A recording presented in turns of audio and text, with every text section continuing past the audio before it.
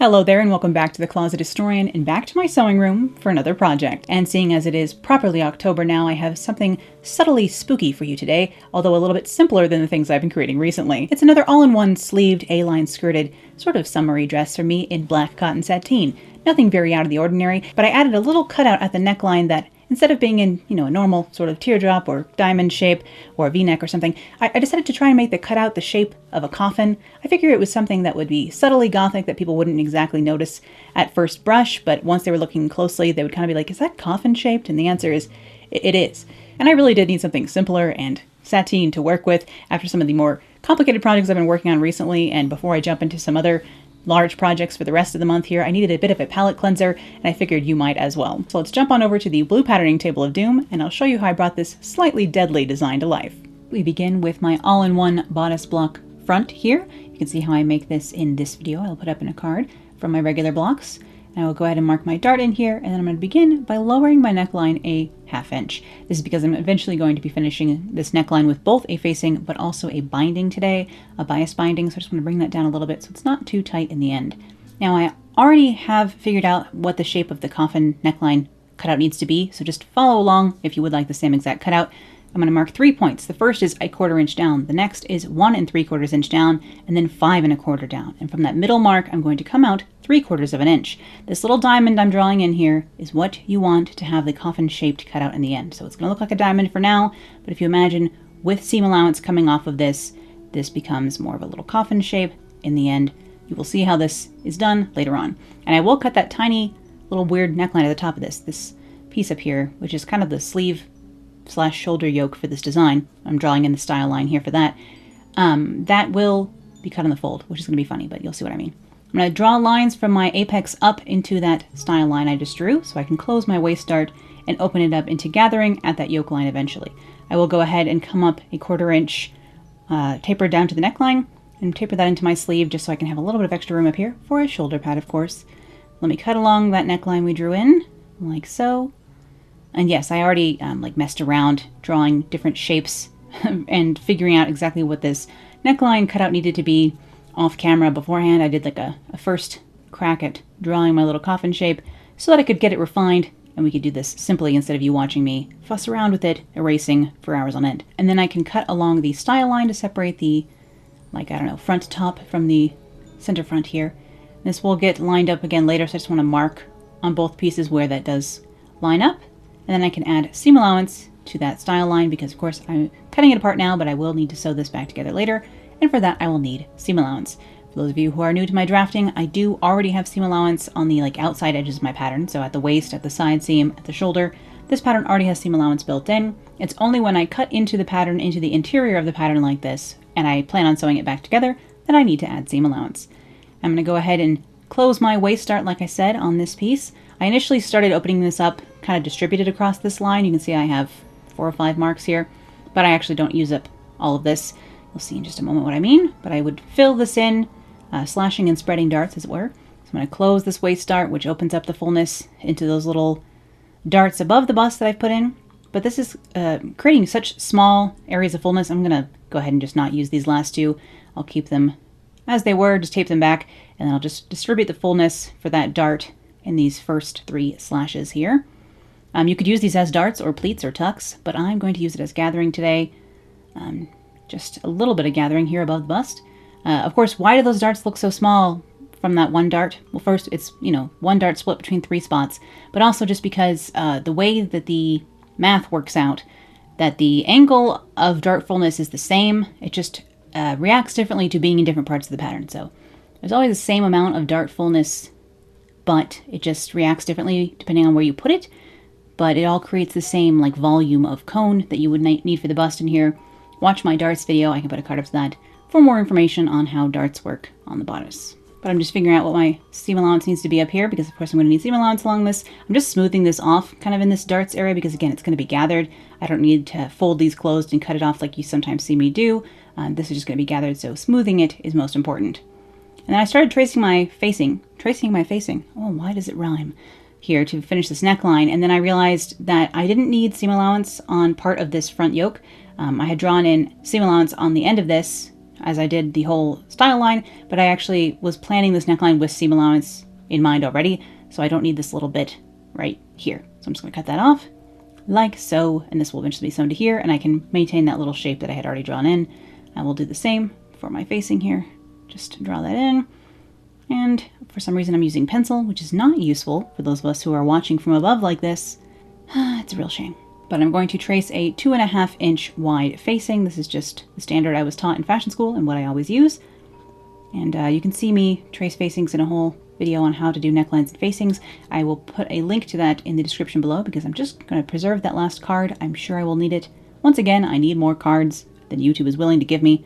Back when you had annotations on YouTube, I think you could have more than 3, but I don't know, maybe you were restricted to 3 then too.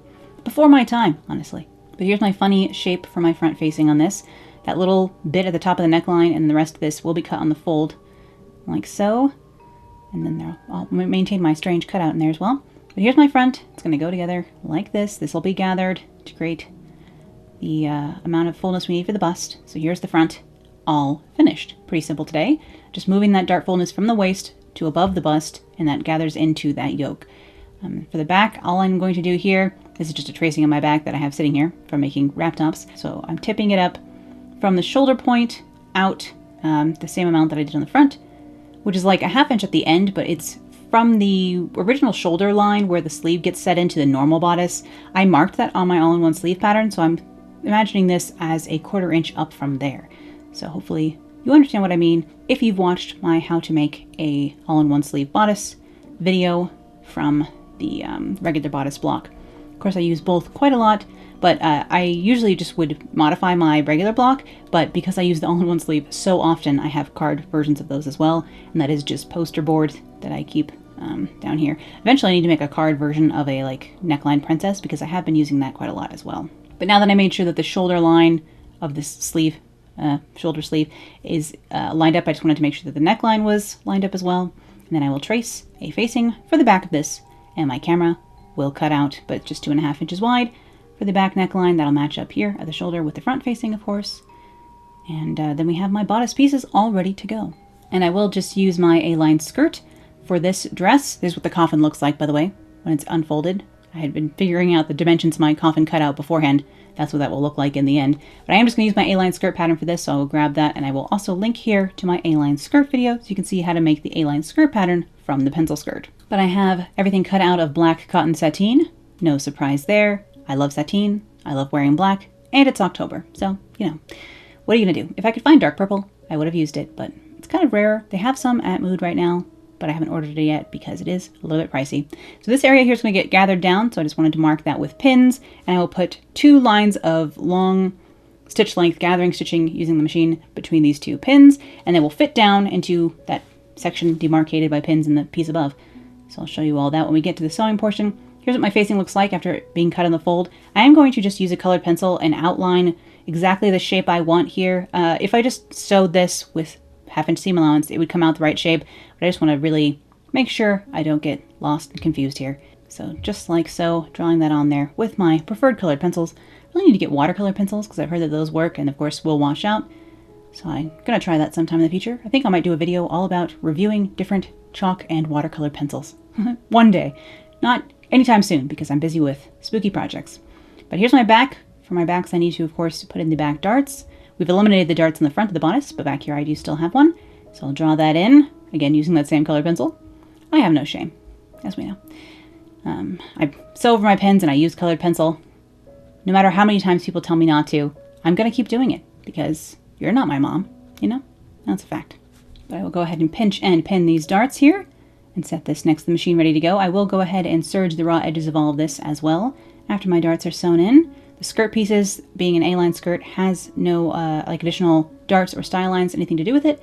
So I'm just going to sew the side seams on those. That's one of the reasons that using an A-line skirt is so nice, because it is just all one piece and it's kind of done. I'm drawing some 45-degree angle lines across the corner of this fabric here, or this fabric perhaps, so I can cut a piece of 2-inch wide bias like ribbon or like strip to go ahead and press into double fold bias tape to bind the neckline of this dress. So that's what I'm doing here. I'm just finding the 45-degree angle of this fabric between the warp and the weft threads, because bias just stretches a little bit and is perfect for binding. Then over here on the machine, starting on the large end of the dart, I'm going to sew down my line I drew for myself so that I wouldn't get lost, I guess. And then off the tip of the end, and then I will just tie my threads shut down here. This is just, again, how I always do my darts. If you've been here a while, you've seen me sew a great many darts at this point.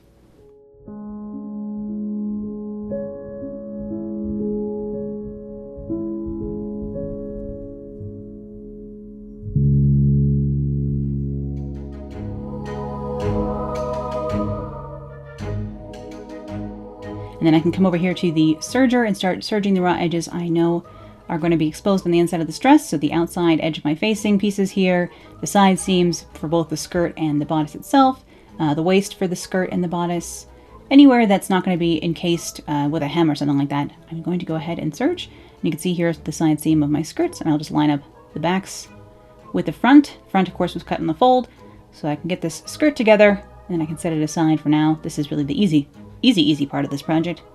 Nothing is too particularly difficult, honestly, but putting the A-line skirt together is the easiest part of all. It's just 2 side seams, and you're done. Then I will iron, again, that bias into double fold bias tape, basically.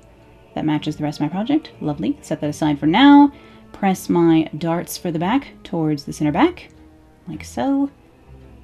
And then I can go ahead and serge the raw edges of those because I was waiting until the darts were sewn to do that. Then I will grab my facing piece, give that a press, and I can pin the shoulders together for the back facing to this front facing here. And you could just make this with a diamond at the neck, by the way. You could do any, shape of cutout you want. Today I'm just doing a slightly, hot topic cutout with a little coffin shape there. Something that, may not look super goth at first glance, but once you get closer to it, if I'm wearing, I don't know, a more gothic leaning brooch as well, maybe, or perhaps, then you might get the idea, Plus it's Halloween season. All the little extra Halloween details this month, Alright, so we have my front piece here. I have my pins showing where I need to put my gathering stitching. I'm just going to rearrange those real quick so that those are a little bit easier to just remove as I go. Like so. And then I will put that gathering stitching in. Over here on the machine, I'm going to sew that shoulder seam for the facing here. Just using my same 12 stitches per inch and half-inch seam allowance that I always use. You may notice I have a new sticker here on the machine. I usually have like sad peeling blue tape. I did actually have a patron who put together this little template and made stickers out of it. And you can get a sticker of your own. I will link to the website in the description below. If you'd also like one of these. I know sometimes people have the plates that actually have the marks on them, but my plate has no indications for seam allowance, and so it will be nice from now on to have something a little bit more substantial than sad blue painter's tape.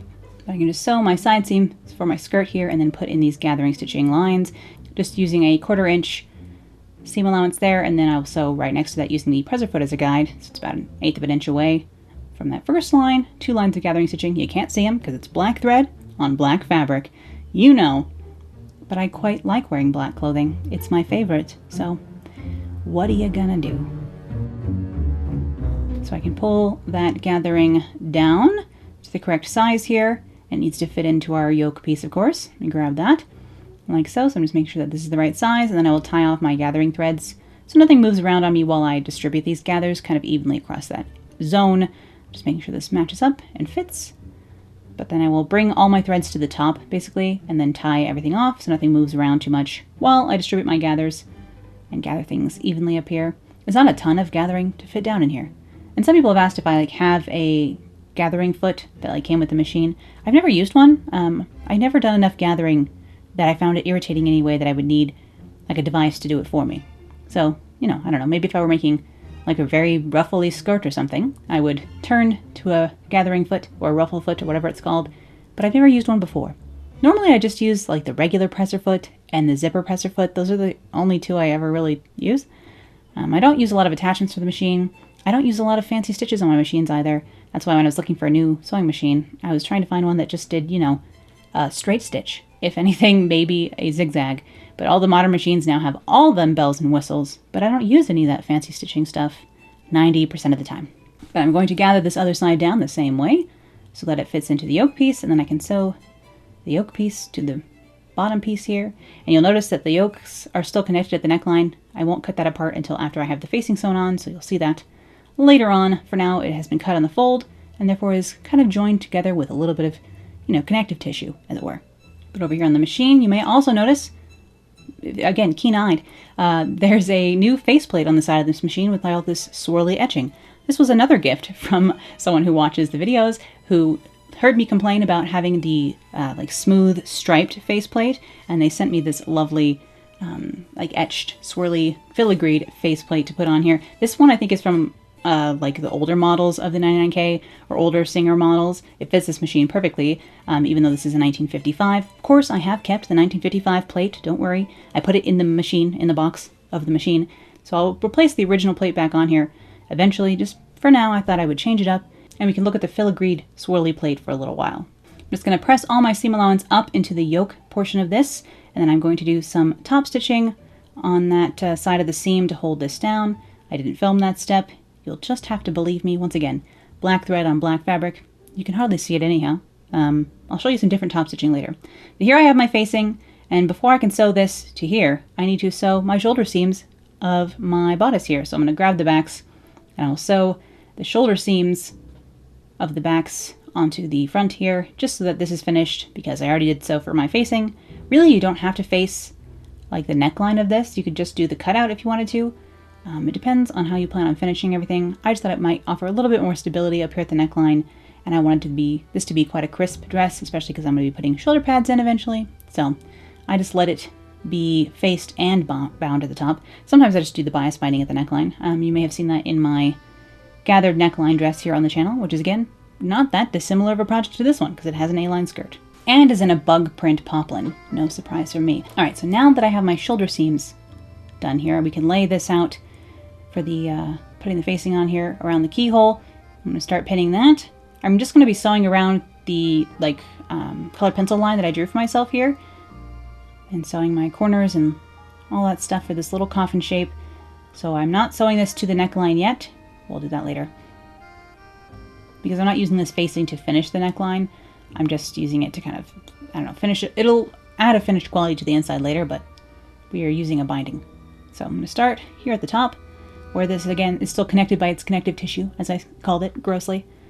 But, 'tis the month for morbid things.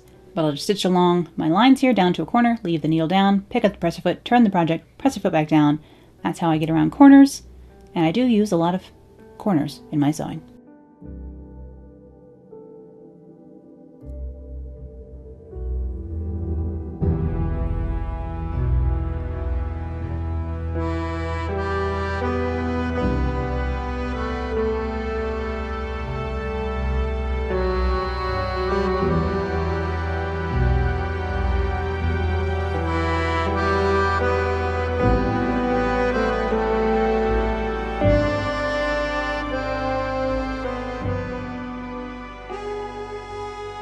And over here, of course, I need to clip my corners. I'm clipping into those corners. I clipped triangles out up here, but I didn't really even need to.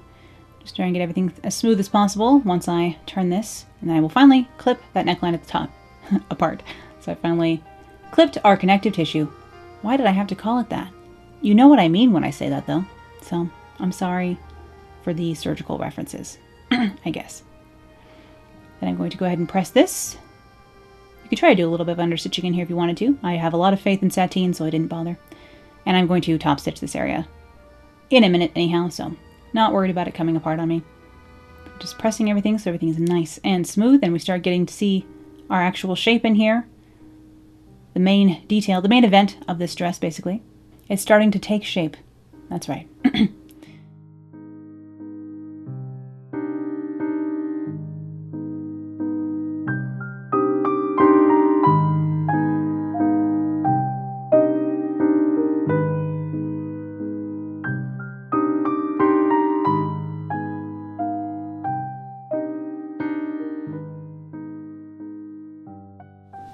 I will have to trim off the kind of triangle-ish extra seam allowance at the top of this neckline in a minute. But before that, I will go ahead and baste down the rest of the facing to the neckline at this point, now that everything's turned, like, wrong sides together. You know what I mean. So I'll just pin this together along the neckline. Again, this is wrong sides together. I'm not going to flip this anymore. It's just how it will be in the end with binding on top as well. So go ahead and run this through the machine. Now, as I do this, I'm going to stay about a 1/4 inch seam allowance, and then I'm going to come down that neckline that everything's pinned in place now along the edge and do top stitching on the cutout as I go ahead and do the basting on the rest. So I'm doing top stitching around the cutout now, like so, using the edge of my presser foot as a guide for that. And then once I get back up to the neckline again, I will increase to a 1/4 inch seam allowance and do the rest of the basting around the top, sewing this all together like so. So I'm returning to basting now, and then back over here, I can sew the rest of the bodice together by sewing the side seams. Now for my all-in-one sleeve bodices, often I will clip this corner, but for this I'm just going to narrow down right at that curve of the underarm to a 1/4 inch seam allowance, and then I won't even have to clip it, which is how I usually finish these days. So I just use a 1/2 inch seam allowance and then narrow it down to a 1/4 inch at that curve, and then extend back out to the 1/2 inch. So I just use a variable seam allowance while sewing this seam, and that's how I get around the issue of having to clip this technically high stress area under the arm. And here I'm pressing that open, back over here on the ironing board, and the other one as well. And at this point my bodice is all together and my skirt is all together from earlier, so I can go ahead and match these up, matching side seams to side seams for the skirt and the bodice, like so, and then I can pin all along the waistline here and sew the waist of the bodice and the skirt together. Like I said, not a very complex project today, just a little bit fun with that detail, but something a little simpler for me, in a fabric that I'm very used to working with and very comfortable working with, that feels like I know sateen will do what I want it to do. It'll hang how I know it'll hang. Some of the things we're working with recently, different rayons and silks and nonsense, have been a little bit more troublesome, but I always know what's going to happen with sateen.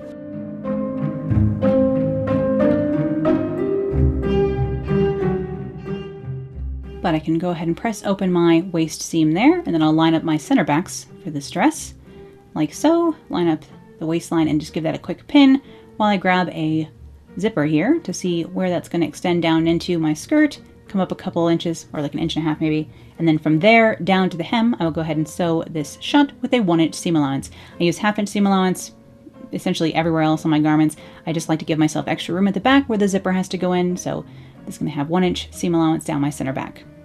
And I will stitch that over here on the machine, and I even went for everyone's favorite camera angle, straight on from the side at 90-degree angle to the needle, so you can see exactly what's happening here for this rather straight and simple seam.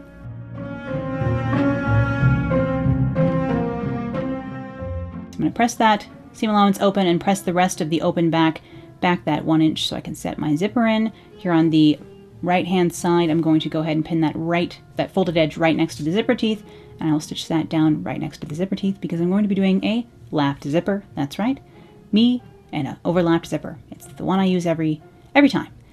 Sometimes I've been hand sewing my zippers in recently, but today I'm just doing a machine zipper here in this sateen dress, no trouble. So I've got my zipper foot here on the machine now, and I'm just stitching that folded edge right down on top of the zipper tape, like so, removing pins as I go because I do have these in parallel with the zipper as opposed to perpendicular.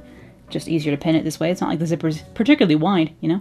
And you can sew right over the teeth on these zippers if you're not careful, so it's nice to have a zipper foot that helps you guide you along exactly where you need to be. And I actually really don't mind zippers as much on this older machine. I don't think I'm getting any better at zippers. I just think it's a little bit easier with this particular zipper foot and this all metal machine. And with that side sewn down, I can go ahead and overlap the other side like so and pin that shut along the zipper just until I'm happy with the look of things and everything's lining up as it should. And then I can go ahead and stitch this other side down, again over on the machine. I have to switch the side of the zipper foot I'm using, but other than that, no problem. So over here I've twisted all the different levers on the back of this, mechanical presser foot so I can end up where I need to be. I remember with the snap-on feet, you had to like unsnap it and snap onto the other side. Zipper feet. What a great invention. But I'm sewing the other overlapped side of the zipper down now to the zipper tape underneath.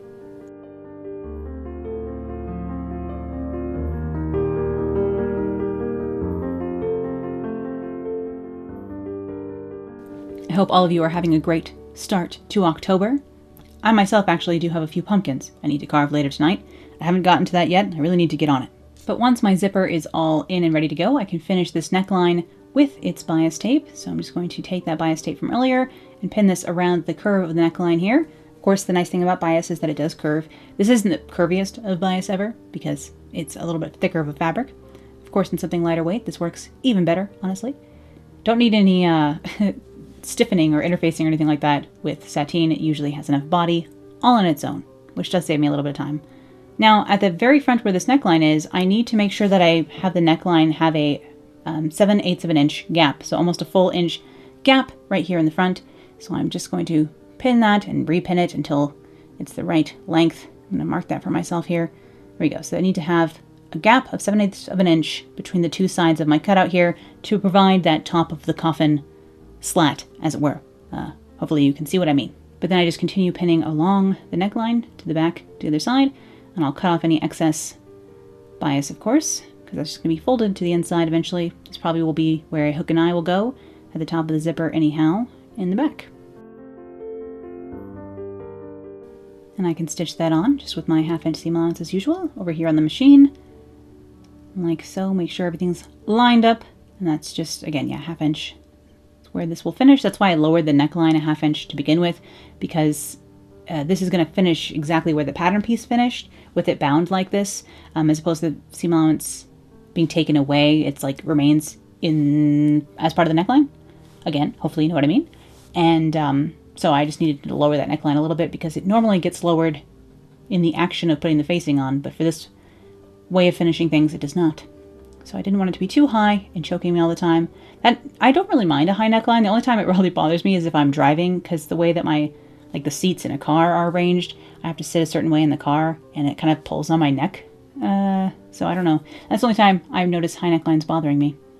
It's like if you ever try and get into a car while wearing a corset, you immediately notice, like, what the heck is going on here? Like, what kind of lumbar support is built into these chairs, or lack thereof?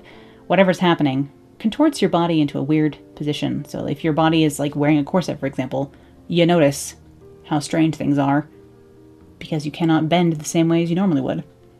Just trimming that seam allowance a tiny bit so that I can fold this over cleanly. I'm folding that into the inside here of my bodice, and then I will hand stitch this down along the inside for a super clean finish.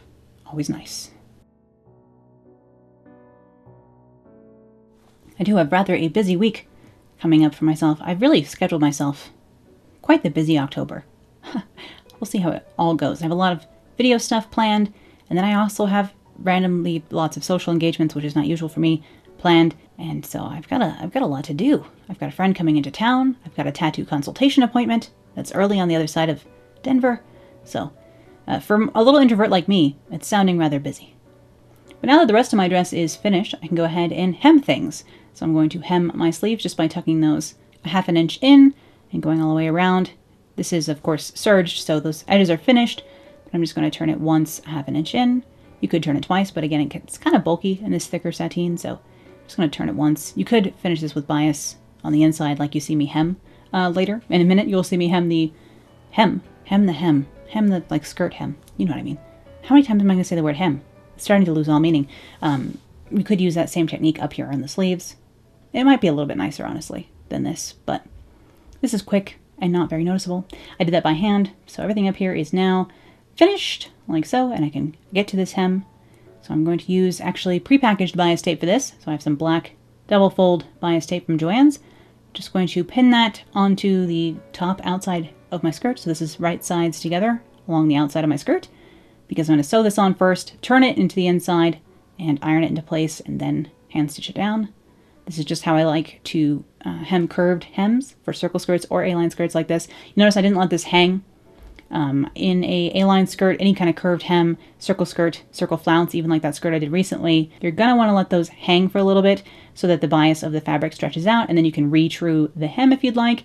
With something like sateen, it doesn't tend, I mean, it does in a circle skirt, but in an A-line skirt, it doesn't tend to dip too much, so I just hem it right away. I don't let my A-line skirts hang when they're made out of sateen. I'm sorry. If I have an A-line skirt that I'm making out of a rayon, that's floopy enough that I let it hang and re-true the hem.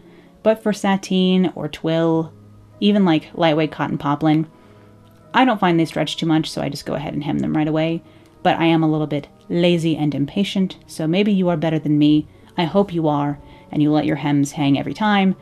That's just not my, I just don't choose to do that myself normally. But once that is sewn on there, again, I'm turning it to the inside so everything can be finished smoothly and cleanly on the inside here. I'll just press that into place along the hem, pin it into place as well, and then I'll sit in front of my computer, put something on to watch in the background or have it on the background, probably a podcast, let's face it, and go ahead and hand stitch this hem down, as I am often wont to do. I never machine hem anything, really.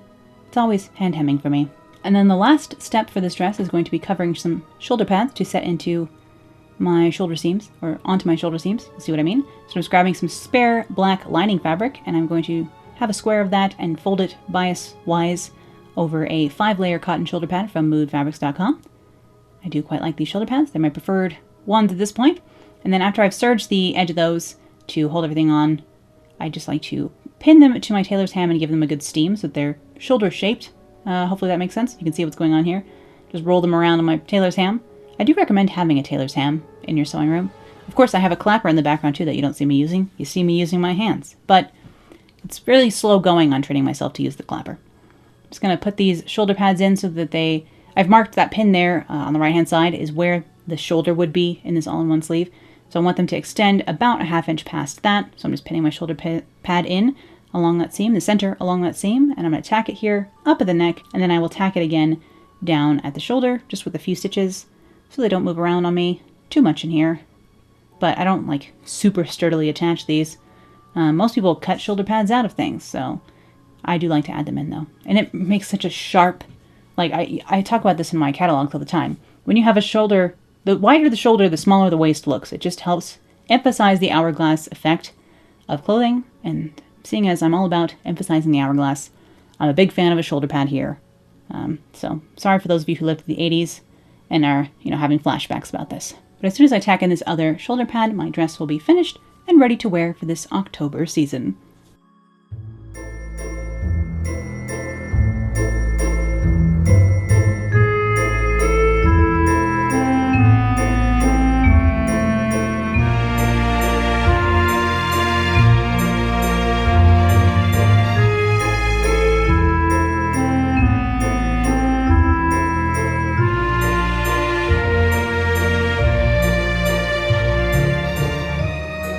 And here is my finished, simple little black dress with its coffin cutout. I have had a few questions about sort of cutouts and keyholes like this. This is one way to do them. I, of course, had to adjust the way I designed this neckline to get this particular shape. It's easier to do a diamond sort of little cutout. You can do that very easily with the facing, but this one with the facing and the bias binding to create that little coffin shape was a little bit more involved actually, but really with necklines, you can draw in pretty much any shape you want as long as you're willing to face it or somehow line it or finish it really. And I do have one more dress for you coming up this month that also has a bit of a subtle coffin shaped detail, so it's all the slightly morbid gothic details this month. What can I say? It's October. And if there's any time I can get away with my more gothic tendencies, I hope it's this month. I hope you enjoyed seeing how this project came together today, and thank you as always for watching. I'll be back here with more sewing, vintage fashion, costuming, and crafting real soon, so I'll see you then. Bye.